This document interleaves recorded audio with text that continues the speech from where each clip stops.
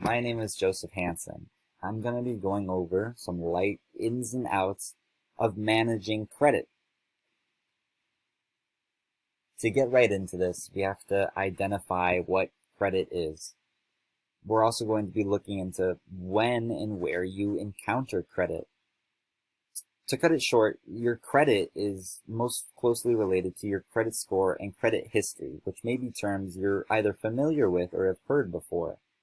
Your credit is going to be linked to your own personal identity for the rest of your life, or until you suddenly decide to stop buying things, which may not happen until you're dead and in the ground. So it's important that you're keeping your credit score respectable and that you have a good handle on what your credit is. Knowledge is power when it comes to credit. There are lots of pitfalls and easy tricks of the trade to avoid by understanding credit. Now, your credit score is going to be a term that you're going to hear me use a lot during this presentation, because your credit score is that number that a lot of corporations and other lenders of money are going to be looking at. Your credit score ranges between 300 and 850, and it depicts your credit worthiness. The higher your score, the better a borrower looks to a potential lender. The way you get your credit score to go up is by paying your bills on time and proving in a sort of way that you are a responsible borrower. If you are lent $100, if you have a high credit score, that means that you've been paying those $100 loans back, that you've proven that you can get money, then also return that exact same amount of money. That is the bare bones of it and how your credit score is made. We see this through the more technical term, your credit history. Your credit history is your record of how you've managed your payments and debts. It's your other debts that might be looked at, like your credit card debts or your loans you might have out through school. Your credit history is recorded in your credit reports, which also contain additional information about your finances. Your credit reports are only wiped from your record every 7 years. So any credit success or mistakes may have made will stick in your current credit history for 7 years, which means that you should always be setting a precedent of good responsibility with your credit, or else it is going to stick with you for a long amount of time. But why do we care about this credit? If I have bad credit, that's only my own problem, isn't it? Who else is going to be looking at my credit? Well, first off, the most obvious one is going to be your current lenders or other potential lenders. When I say lenders, you might most commonly know this as banks, where if you get a credit card, it's going to be usually through some sort of bank or other lender. They're going to be looking at your things such as your credit history to see if you are a responsible borrower of money, that you will be able to pay that back. Now, other lenders might take the form of other landlords or employers or insurance companies. They're also going to be looking at how you've been paying off your debts. This is very important to them as well, because they're going to be setting other sorts of rates depending on your credit history and your credit report.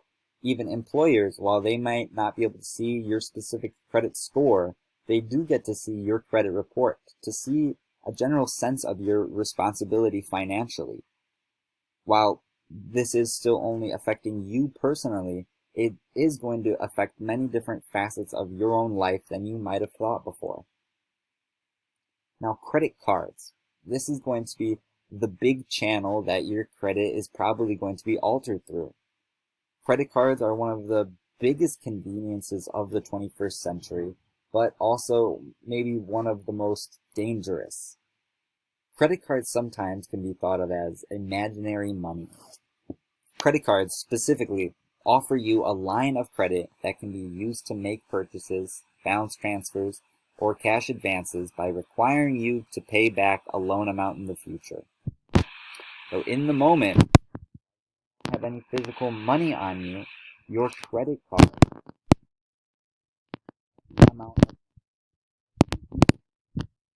pay back. I say reasonably because there are many pitfalls of overcharging or maxing out on limits on your credit card, which is one of the many ways you can incur negative effects towards your own credit. Now, with credit cards, as I said, there can be many dangers and pitfalls, which is why it is very important to read the fine print when signing up for credit cards.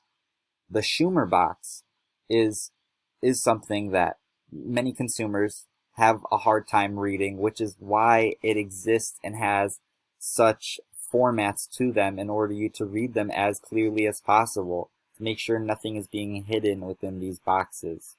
Before the Schumer boxes, it was even more difficult to ascertain information from credit card forms.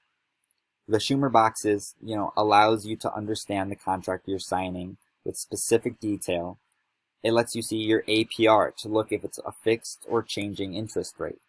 This affects how the money is coming out of your own personal savings.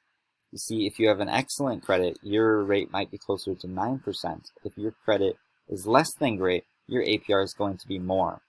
What this is basically saying is that if you don't have a good credit score, banks and lenders may be asking for more money over longer periods of time that you're not paying back because they know you have a lesser chance of paying that back. So they want to get as much money from you as possible.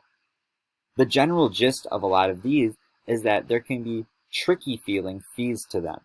One of such is going to be a seemingly regular fee of annual fees.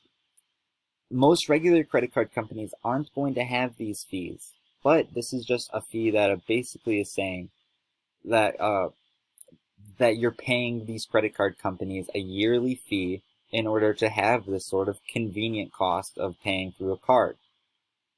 Specialty credit card companies are going to ask anywhere from $35 to $75 a year for this premium membership or convenience fee. Such as those convenience fees, there's many damaging and dangerous things about having a credit card. Even though it's one point on this slide here, there are many different ways to misuse credit cards. Missing a card or loan payment accounts for 35% of your own FICO score in your own payment history. And according to FICO, a payment that is 30 days late can cost a credit score user of 780 anywhere from a 90 to 110 point decrease, which is devastating to your own credit score. Other dangers might be maxing out your credit score, your own credit card. Credit utilization accounts for 30% of your FICO score. The lower your balances are relative to your overall available credit, the better your score will be. A maxed out card can lower your credit score by 10 to 45 points. There are other different hard inquiries to collections and charge-offs, bankruptcy, foreclosure. There are lots of different pitfalls, as I call them, when it comes to managing your own credit, and it's important to be aware of these and to manage your finances around them. Now, all of that being said, credit cards and managing your credit correctly can be incredibly beneficial to you and can be beneficial to your own financial success. Ways to do this are to pay your bills on time, to make sure you have no outstanding credit card debts.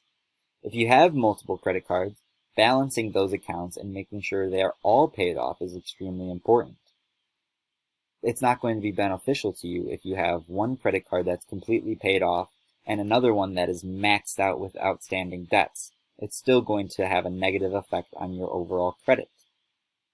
All of that being said, there are lots of pros and cons to having a credit card and other nifty ways to manage your credit. My last piece of advice would be that knowledge on the matter is power. Do as much research as you possibly can when signing into agreements with credit cards or other companies that are going to affect your credit. Overall, definitely be your own financial advisor when you can and have as much knowledge on your own finances as possible.